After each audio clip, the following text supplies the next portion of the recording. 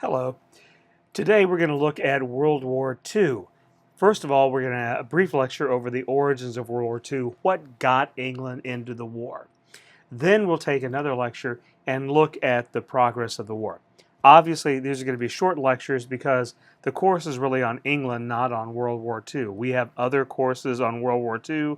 There were films. One of the best documentaries was produced in the 70s called The World at War by BBC Films, and that is available for you to look at through the library. There's also newer series available as well. It's been remade and redigitized.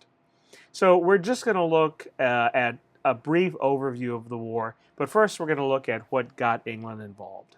First, let's look at some of the events that got England back into World War. First of all, there was a period after World War I of neutrality and isolation. If we look at some of the armament conferences usually worked on with the United States and England and other countries, this was an idea that many countries had, that if we reduce armaments, if we reduce empire, we will lower the rationality for war and thus end war. So they did some naval disarmament treaties, the Washington Armaments Conference of 21. This was so that nobody would have more warships than any other country. This idea of parity on the seas. And it was between the various signatories on these conferences and on these treaties.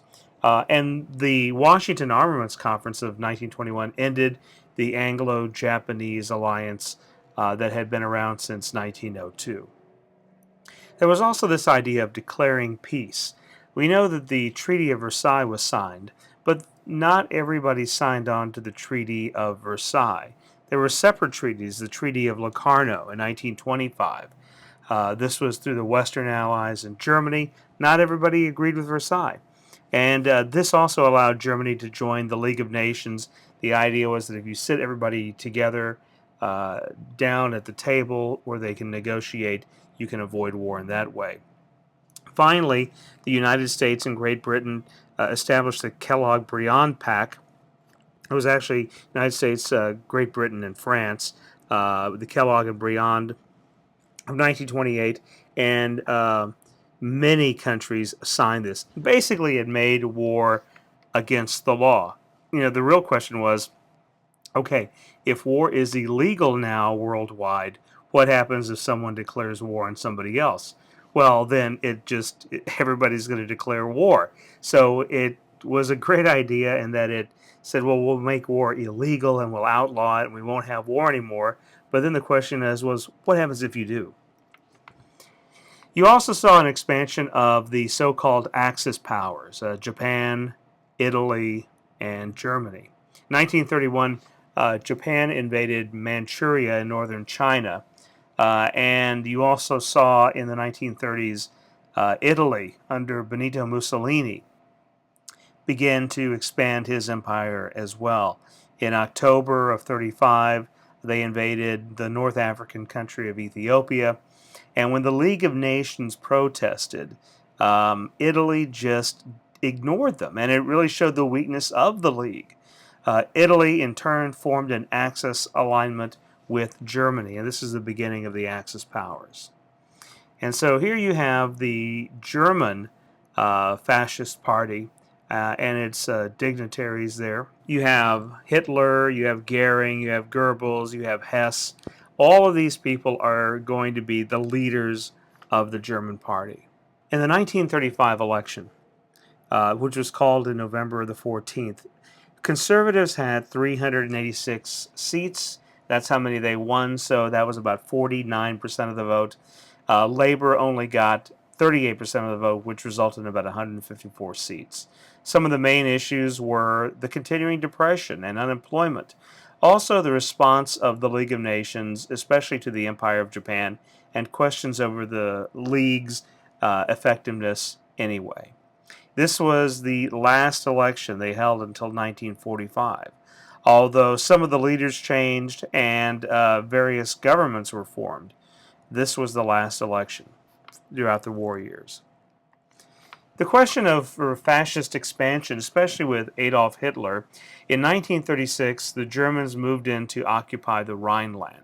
This was land that was previously their territory that had been taken away as part of the Treaty of Versailles and given to France. So the Germans moved in and they said, we're trying to build part of Greater Germany. We're trying to bring all the German peoples back together again. This idea of Anschluss, the idea that Germany should be reunited.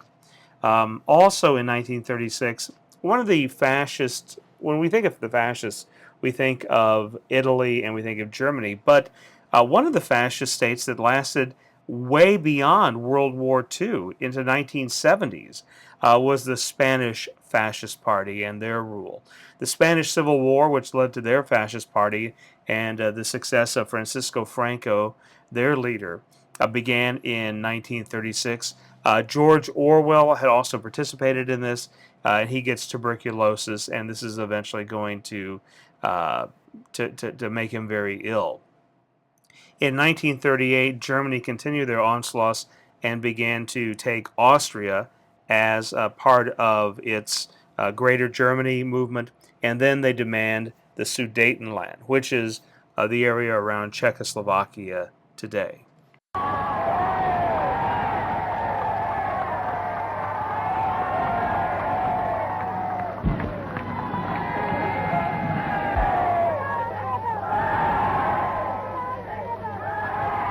The settlement of the Czechoslovakian problem, which has now been achieved, is, in my view, only the prelude to a larger settlement in which all Europe may find peace.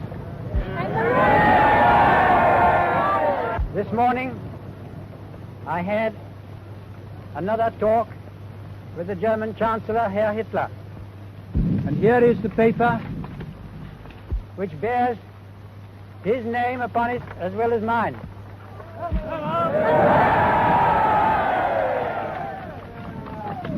Some of you perhaps have already heard what it contains, but I would just like to read it to you.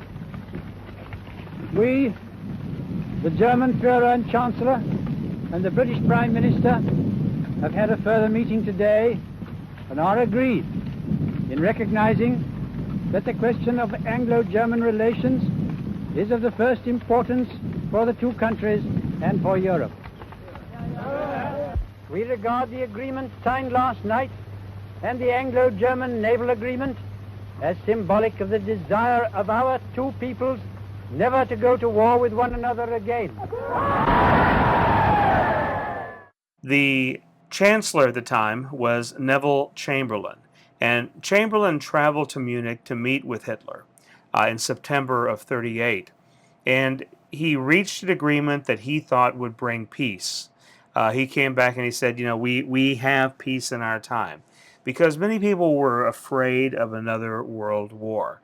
The First World War had cost so much and had taken so many lives. They feared another war. And so when Chamberlain came back and promised peace, everybody in Great Britain breathed a sigh of relief, but it wasn't going to last very long. For just a few months later, Germany will invade Czechoslovakia. When the war began, Czechoslovakia was kind of ceded to Hitler and to Germany, and kind of just seen as, well, let them take it. It's part of their Anschluss, bringing together the German-speaking people. And Hitler had threatened to go and invade Poland as well.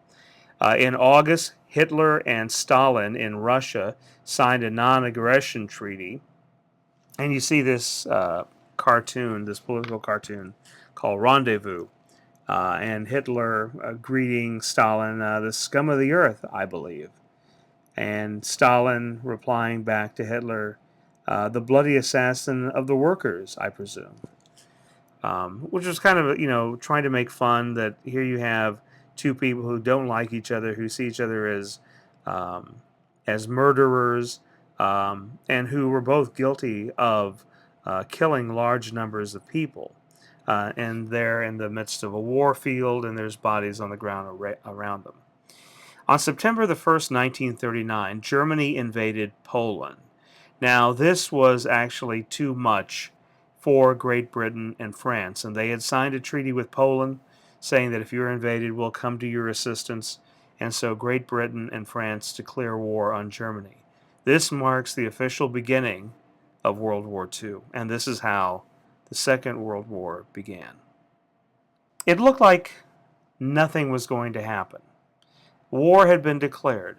Germany, England, France had declared war upon one another, but nothing really happened. This is the so-called phony war period. And it wasn't until much later that the actual war begins. I say much later, a few months later. In the meantime, Russia, taking advantage of this non-aggression treaty, moves into the Baltic republics, Latvia, Estonia, Lithuania, and Finland. Then Germany moves through with their Blitzkrieg, or their lightning war, running through the Low Countries, Belgium, France, and then into the peninsula to Denmark and Norway. And then in June of 1940, Italy attacked France. Through the summer of 1940, the Battle of Britain was underway. And this was when Germany was sending rockets and airplanes to bomb London and areas around Great Britain, including the industrial areas.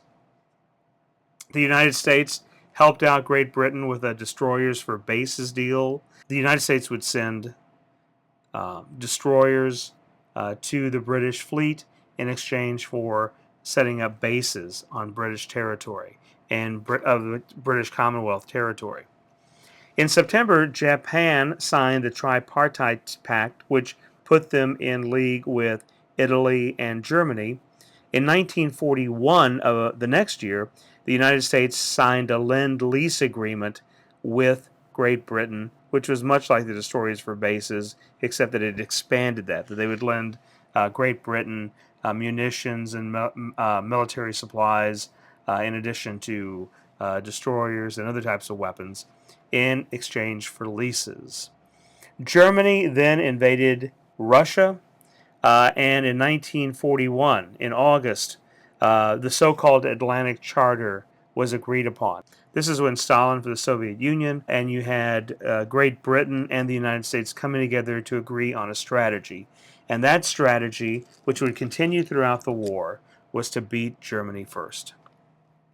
And here you have the so-called Big Three, or later on Big Four, as it's going to be called, with Churchill for England, Franklin Delano Roosevelt for the United States, and Joseph Stalin for the Soviet Union.